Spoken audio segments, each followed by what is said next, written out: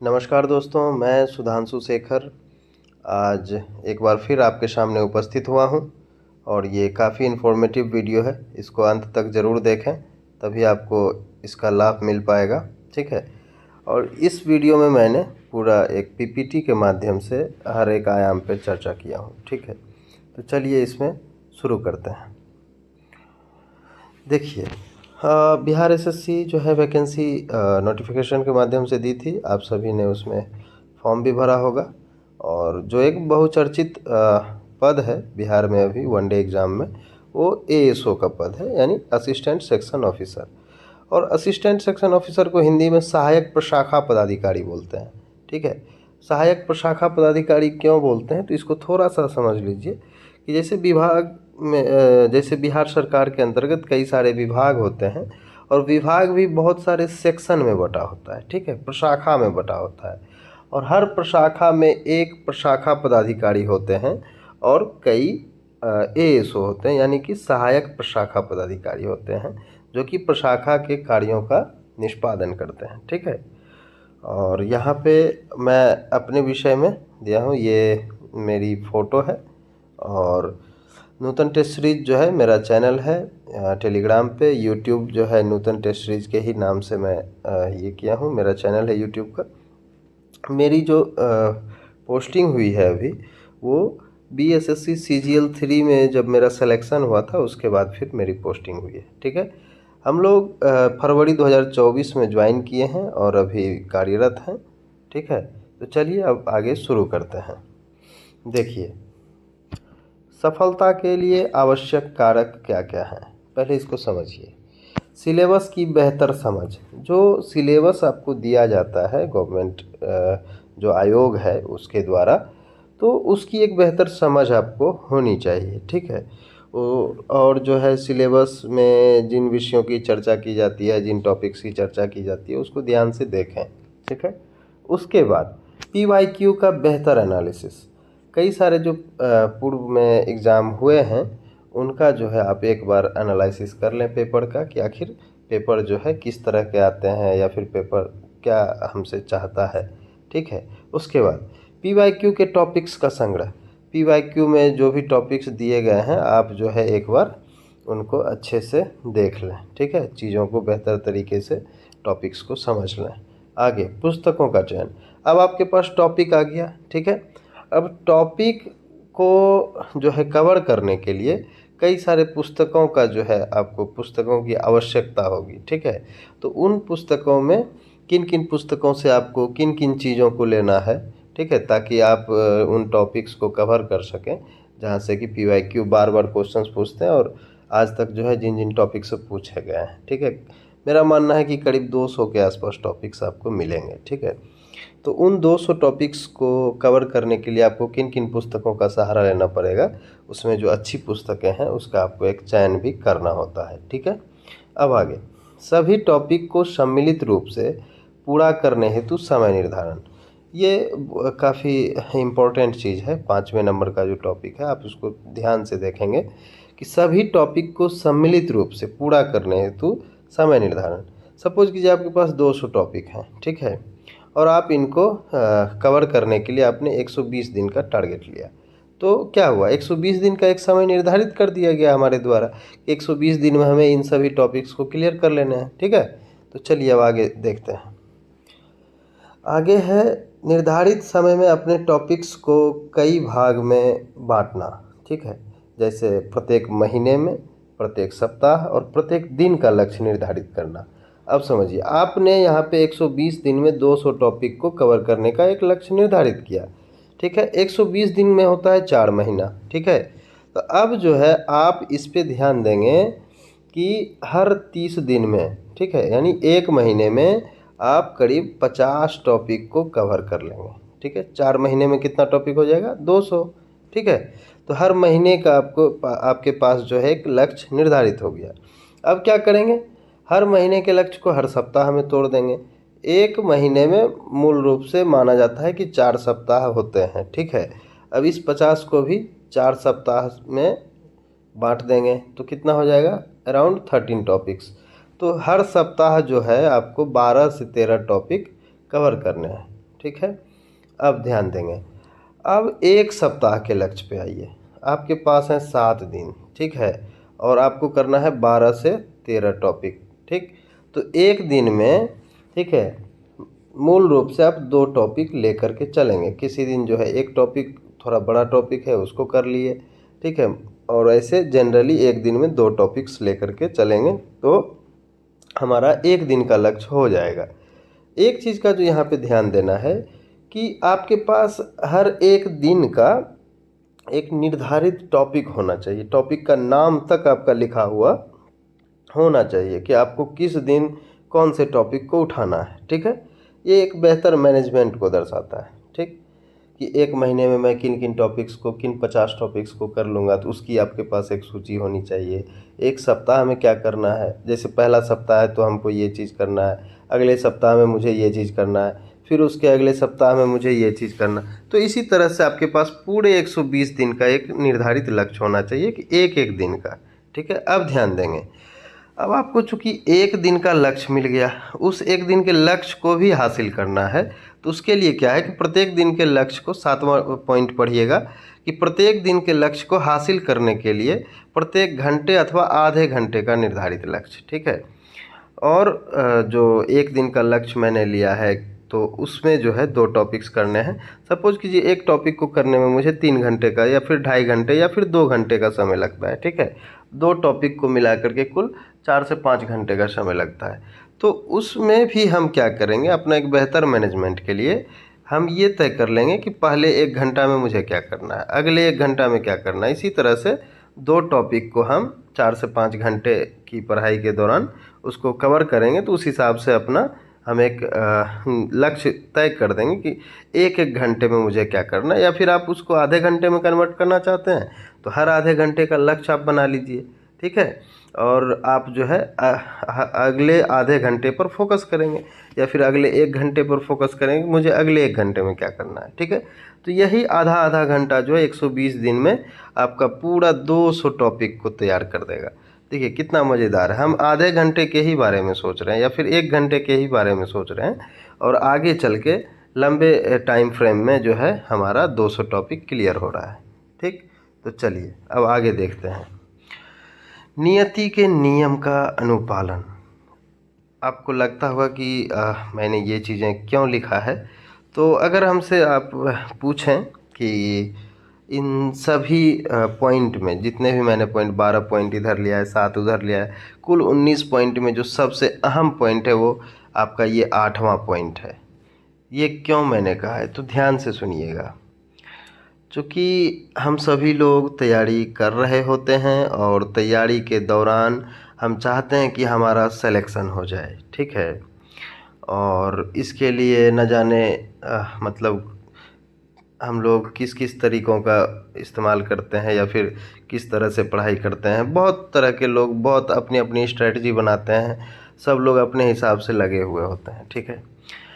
जब सबको पता है कि मुझे किन किताबों को फॉलो करना है, किन किन चीज़ों को फॉलो करना है, ठीक है, किन विषयों को किस तरह से करना है, इस पे हज़ारों वीडियो आपको मिल जाएंगे यूट्यूब पे, और काफ़ी सारे सेलेक्टेड लोग भी इस पे वीडियो बनाए हुए हैं जो कहीं ना कहीं काफ़ी सही भी है और काफ़ी बेहतर तरीके से आपको बताते भी हैं लोग, ठीक है।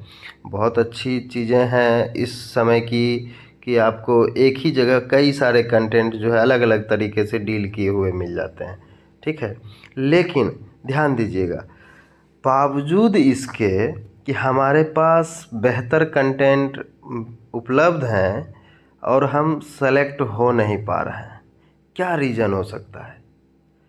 ध्यान दीजिएगा कि नियति के नियम जो मैंने लिखा है यहाँ पे, सबसे ज़्यादा और सबसे बड़ा बाधक यही है। कैसे, इसको समझिए, थोड़ा समय दीजिए, इसमें समझिए इसको जो मैं अभी बता रहा हूँ। नियति के नियम, नियति के नियम मतलब ये है कि जब आप किसी भी कार्य को करना शुरू करते हैं या फिर किसी भी चीज़ में आपको अपार सफलता चाहिए होती है तो ईश्वर आपकी परीक्षा लेगा। ध्यान दीजिएगा, हर सफल व्यक्ति का परीक्षा लेता है उसके तैयारी के दौरान, उसके संघर्ष के दिनों में। कैसे, ध्यान दीजिए। सपोज कीजिए आप कुछ जो है आपने एक दिन का या फिर आज आपने निश्चय किया कि अब मुझे अपने जीवन को बदलना है और यहाँ से मुझे काफ़ी आगे निकलना है, ठीक है, मेहनत के दम पे। तब नियति जो है आपके सामने एक रोड़ा डालेगा, आपके सामने एक ऑब्स्टेकल लेकर के आएगा, बाधा लेकर के आएगा। कैसे? तो जो चीज़ें आपकी कमजोरी होगी उस पे वो वार करेगा। ईश्वर आपकी परीक्षा हर हाल में लेगा। ईश्वर के हाथ में ना प्रश्न है ना और कोई चीज़ें हैं कि आपसे दो चार प्रश्न पूछ लेगा कि अच्छा बताओ तुम इस सवाल के जवाब जानते हो, अगर जानते हो तो तुम्हारा सिलेक्शन होगा, अदरवाइज नहीं होगा, ठीक है। ऐसा तो कुछ है नहीं। तो ईश्वर जो है आपकी परीक्षा कैसे लेगा? अगर आप बहुत ज़्यादा इमोशनल हैं तो आपके इमोशन पे अटैक करेगा, ठीक है। लेकिन वो चाहता है कि मैं इसके सामने कुछ ऑब्स्टेकल डालूं, और वो जज करते हैं, ईश्वर जज करता है आपको कि क्या आप अपने मुश्किल परिस्थिति में अपने काम के प्रति ईमानदार रहे थे या नहीं। और मेरी बातों का यकीन कीजिए कि अगर आप अपने मुश्किल वक्त में अपने काम के प्रति ईमानदार रह गए, या फिर आपने ये सोच लिया कि नहीं कितना भी ऑब्स्टेकल आ जाए मुझे अपने काम के प्रति ईमानदार रहना है, मुझे अपना काम स्किप नहीं करना है, कितना भी मुश्किल परिस्थिति आ जाए, तब देखिएगा ईश्वर आपको सपोर्ट करना शुरू कर देते हैं। जिस दिन नियति को ये चीज़ समझ में आ जाता है कि नहीं मैंने जिस व्यक्ति की परीक्षा लिया वो उस परीक्षा में सफल रहा, तो फिर वो आपको सपोर्ट करना शुरू कर देता है, ठीक है। तब आपको लगेगा कि नहीं। और इससे पहले जो है इससे रिलेटेड मैं अपना एक किस्सा सुनाता हूँ। बहुत छोटी सी कहानी है, लेकिन काफ़ी आपको जो है समझने में ये चीज़ आएगा, आपके समझ में आएगा कि आप जो है नियति आपकी परीक्षा कैसे लेती है और आपको उस समय कैसे संयम दिखाना है। मैं अपनी बात बताता हूँ। बीएसएससी सीजीएल 3 का पीटी था, ठीक है, 1 महीने के बाद, और हम सभी लोग, हमारे जो भी मित्र थे सभी लोग मिल कर के बहुत अच्छे से मेहनत कर रहे थे लगातार, ठीक है। उसी दौरान क्या हुआ कि अक्टूबर के टाइम पे पहले नवंबर में डेट दिया गया था, फिर उसको एक्सटेंड करके दिसंबर किया गया था, ठीक है। ध्यान से सुनिएगा। हुआ यूँ कि अक्टूबर में ही हम लोग करीब 5-6 आदमी मिल करके तैयारी कर रहे थे, करीब एक पिछले 15-20 दिन से तैयारी कर रहे थे। फिर अचानक से क्या हुआ कि तैयारी एकदम अपना जो है पीक पॉइंट पे आ गया और सब लोग अपना 100% दे रहे थे, और मुझे ऐसा महसूस हो रहा था कि जितने भी लोग ग्रुप में हमारे ग्रुप में जो है ग्रुप स्टडी कर रहे हैं सभी लोगों का सिलेक्शन हो जाएगा, मुझे आभास होने लगा था इस चीज़ का। परंतु उसी समय क्या हुआ कि ग्रुप में ही एक लोगों को डेंगू हुआ, उसके बाद फिर सारे लोग उससे ग्रसित हो गए, मैं भी उसका शिकार रहा, ठीक है। और फिर घर जाना पड़ा, सभी लोग जो है तितर बितर हो गए। उसके बाद क्या हुआ कि मुझे याद है कि मेरे बाएं हाथ में सलाइन लगा हुआ है, और मेरे मन में यही चीज़ आया कि अगर आज ठीक है मेरे सामने मुश्किल परिस्थितियां आई हैं, लेकिन आज अगर मैंने कलम नहीं उठाया तो अगले 1 महीने के बाद मैं किसी को मुंह दिखाने लायक नहीं रहूँगा। और वहीं पे मैंने ये डिसाइड किया कि चाहे कुछ भी हो जाए अपनी पढ़ाई नहीं छोड़नी है। बाएं हाथ में सलाइन लगा है, दाहिने हाथ से मैं लिख रहा हूँ। और यकीन मानिए कि उस पीरियड के दौरान मैंने जो मुश्किल परिस्थितियों में मैंने जो कुछ भी पढ़ा वहाँ से मुझे एग्ज़ाम में काफ़ी ज़्यादा मदद मिला। करीब 4-5 क्वेश्चन वैसे आए जो मैं पहले नहीं जानता था। तो ये एक एज मिला मुझे, क्योंकि नियति जो है मेरी परीक्षा ले रहा था और उसमें मुझे सफल होना पड़ा। उसके बाद ईश्वर ने मुझे काफ़ी सपोर्ट किया। तो ये आपको मानना पड़ेगा, ठीक है। ये इस चीज़ को आप हमेशा मानिए कि जब आप कोई नया काम शुरू करते हैं तो ईश्वर आपकी परीक्षा लेगा और आपको वहाँ डट के खड़े रहना है। कुछ दिनों की बात है, उसके बाद फिर ईश्वर आपको सहायता करेगा, ठीक है। चलिए आगे देखते हैं। एक अच्छे मॉडल सेट का चयन। तो आजकल क्या है कि मार्केट में मॉडल सेट के नाम पे एक रिवीजन, कुछ 2-3 पुस्तकों का रिवीजन कराया जाता है आपको। जो वैसा मॉडल सेट जो है आपके एग्ज़ाम पैटर्न से बिल्कुल मैच नहीं करता है। आपको लगेगा कि सेट में इतना नंबर आ रहा था, लेकिन परीक्षा देने गए तो रिजल्ट ही नहीं हुआ। उसका सबसे बड़ा रीज़न यही है। एग्ज़ाम पैटर्न पर आधारित मॉडल सेट आजकल मार्केट में बहुत कम रह गया या फिर नहीं है। ठीक है, तो एक अच्छे मॉडल सेट का चयन आपको करना पड़ेगा। अगला, मॉडल सेट को सॉल्व करने के बेहतर तरीके, इसके बारे में मैंने न जाने कितनी दफ़ा आप लोगों से कहा है। ठीक है, कि मॉडल सेट को बनाने के लिए आप पूरा समय दें। मॉडल सेट के पीछे अगर आपको 2 घंटे का समय एग्जाम में मिलता है तो आप पूरा 2 घंटे का समय देंगे। 2 घंटे 15 मिनट मिलते हैं तो आपको 2 घंटे 15 मिनट मॉडल सेट को देना है। ठीक है, और फिर जो भी टॉपिक्स आपसे सॉल्व नहीं हुए हैं उनका एक लिस्ट रखिए। उन लिस्ट को जो है आप लगातार अपने नोट्स से या फिर जो चयनित पुस्तकें हैं उससे भी आप पढ़ करके जो है आप उनका भी शॉर्ट नोट्स रखें और फिर लगातार रिवीजन करें। जब तक वो सारे टॉपिक्स का रिवीजन आप नहीं कर लेते हैं तब तक अगला सेट मत बनाइए। अगला सेट जब इस तरह से आप लगाइएगा तो नेक्स्ट मॉडल सेट में आपके मार्क्स काफ़ी अच्छे आएंगे। करीब 10 से 20 मार्क्स आपका हमेशा एक्सीड कर जाएगा, उससे बढ़ जाएगा पिछले सेट से। ठीक है, तो चलिए अब अगला, शॉर्ट नोट्स बनाने के नियमों का अनुपालन। शॉर्ट नोट्स बनाने के लिए क्या है कि अगर आप खुद से बना रहे हैं तो जो चीज़ें आप जान रहे हैं उनको जो है शॉर्ट नोट में नहीं डालना है, या फिर वैसी चीज़ें जिनको आप जानते तो हैं लेकिन बार बार भूल जाते हैं तो वैसी चीज़ों को आप नोट्स में डालिए। ठीक है, दूसरी चीज़, नोट्स में चूँकि आप बना रहे हैं तो प्रयास कीजिए कि लैंग्वेज का कम से कम इस्तेमाल हो ताकि अधिक से अधिक चीज़ों को कम जगहों में जो है स्थान दिया जा सके। ठीक है, तो इन चीज़ों का भी आप अनुपालन कर सकते हैं। वैसे मैं अपना शॉर्ट नोट्स बनाता हूँ, आपको तरीके भी बताता रहता हूँ, आप वहाँ से भी जान सकते हैं या फिर हमसे पूछना है तो डायरेक्ट मुझे कांटेक्ट कर सकते हैं। अगली चीज़ है रिवीजन। देखिए, रिवीजन अगर आप किताब से करना चाहेंगे तो काफ़ी समय लग जाएगा या फिर आप कर नहीं पाएंगे। ठीक है, पैसेंस नहीं होता आजकल लोगों के पास। तो रिवीजन के लिए जो है शुरू से ही आप शॉर्ट नोट्स तैयार करते रहिए और एग्ज़ाम के समय में आप जो है सारे टॉपिक्स का रिवीजन मेरे हिसाब से 10 दिन में कर लेंगे। 1 सप्ताह 10 दिन बहुत होता है शॉर्ट नोट्स का रिवीजन करना। ठीक है, तो चलिए, अगर आप इन तरीक़ों का अनुपालन करते हैं तो सफलता आपको 100% श्योरिटी के साथ मिलेगी। ठीक है, सफलता आपके द्वार। अब देखिए, अब मेरी क्या भूमिका रहने वाली है आपके एग्ज़ाम में। नूतन टेस्ट सीरीज़ की भूमिका देखिए, आपके लिए PYQ के सभी टॉपिक्स का निर्धारण करना। PYQ के जितने भी टॉपिक्स हैं सभी टॉपिक को निर्धारित करते हुए मैं आपके सामने टॉपिक रखूँगा। दूसरा, बेहतरीन पुस्तकों की मदद से हर टॉपिक पर शॉर्ट नोट्स बनाना। वो आपको शॉर्ट नोट्स जो है हर एक टॉपिक का मिल जाएगा आपको मेरे द्वारा। ठीक है, चूँकि मैं खुद भी इन्हीं तरीक़ों को फॉलो करके आज यहाँ पे आया हूँ तो मैं चाहूँगा कि आपको बेहतर से बेहतर चीज़ें आपको मिल सके। ठीक है, प्रत्येक टॉपिक की बेहतर समझ के लिए वीडियो लेक्चर। सपोज कीजिए किसी टॉपिक में आपको दिक्कत है तो उसका वीडियो लेक्चर मेरे माध्यम से आपको मिल जाएगा, आप वहाँ से भी देख सकते हैं और देखते हुए चीज़ों को समझ सकते हैं। ठीक है, आगे आपके लिए प्रत्येक माह, प्रत्येक सप्ताह, प्रत्येक दिन के लक्ष्य का निर्धारण तथा एग्ज़ाम पैटर्न पर आधारित मॉडल सेट। अब देखिए, ये बहुत ही अच्छी चीज़ है कि आपके पास पूरा, अगर मैंने 120 दिन का टारगेट लिया तो आपके पास हर एक दिन का टारगेट होगा क्या अगले दिन आपको क्या करना है, और एक दिन का जो भी टारगेट होगा उस पर आधारित आपको एक टेस्ट सीरीज़ टेस्ट लिया जाएगा उसका। ठीक है, और उसमें रैंक वगैरह निर्धारित होंगे जो कि टेलीग्राम क्विज बॉट के माध्यम से लिया जाएगा।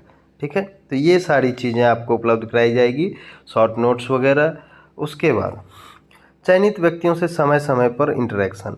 देखिए, एक जो समाज में भय रहता है कि फलां आदमी चयनित है तो उससे बात कैसे करें, ये कैसे करें, या फिर उनका गाइडेंस कैसे मिलेगा, हमारे आसपास जो है चयनित लोग नहीं हैं। तो वैसे व्यक्तियों को मैं बार बार जो है समय समय पे वैसे व्यक्तियों को आपके सामने उपस्थित करूंगा, उनसे आप बातचीत करेंगे।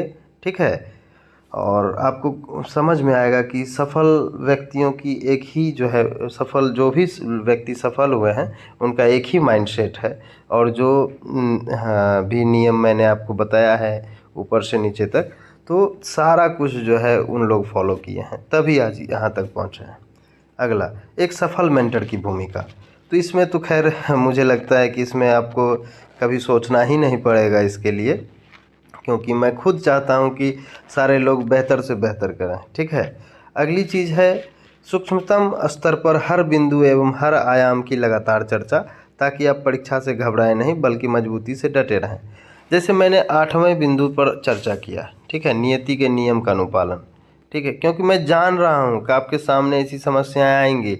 जो भी समस्याएं आपके सामने आएगी या आने वाली होगी, उसके बारे में मैं पहले ही आपको जानकारी दे दूंगा कि देखिए आपको यहाँ पे संयमता से काम लेना है, आपको यहाँ धैर्य रखना है। थोड़ी चीज़ें मुश्किल आएगी लेकिन फिर धीरे धीरे आपके लिए नॉर्मल हो जाएगी। ठीक है। इस तरह से जो भी चीज़ें आएंगी उस पर जो है आप परीक्षा को लेकर के लगातार चर्चाएं होंगी। और एक चीज़ जो संविदा को लेकर के काफ़ी लोग बोल रहे थे कि सर संविदा का क्या कॉन्सेप्ट है, तो आप मान के चलिए कि उससे आपको कोई समस्या नहीं होने जा रही है, क्योंकि ऐसा कुछ जो है जो संविदा कर्मी थे वो कुछ एई वगैरह थे, बीटीएससी को लेकर के जो है वहाँ प्रभावित होती है चीज़ें, लेकिन आपके एग्ज़ाम में इन चीज़ों का कोई असर नहीं होने वाला है। ठीक है, काहे कि वैसे लोग हैं ही नहीं, इसीलिए आप घबराइए नहीं। ठीक है, तो यही सारी चीज़ें हैं और मैं लगातार आपके तैयारी में आपके साथ हूँ। आप अपना खुद का साथ निभाइए, मैं आपके लिए आप जब आपको जिस तरह की ज़रूरत महसूस होगी मैं हूँ। मेरा नंबर आपके पास है और इस मेरा जो टेलीग्राम चैनल है पब्लिक ग्रुप, उसका लिंक आपके डिस्क्रिप्शन बॉक्स में है, आप वहां से भी हमसे जुड़ सकते हैं। बाकी आगे हमारे पेड ग्रुप की जानकारी के लिए आप पब्लिक ग्रुप में मैसेज कर सकते हैं, मैं वहां पे आपका मार्गदर्शन ज़रूर करूंगा। तो ईश्वर से यही कामना है कि आप जीवन में बहुत आगे जाएं, आप सफल हों। ठीक है, और मुझसे जहां तक हो पाएगा आपके लिए तैयार रहूँगा। तो आइए हमारे साथ कदम बढ़ाइए और अपनी सफलता के लिए जो है हम लोग काम करेंगे। ठीक है, धन्यवाद दोस्तों।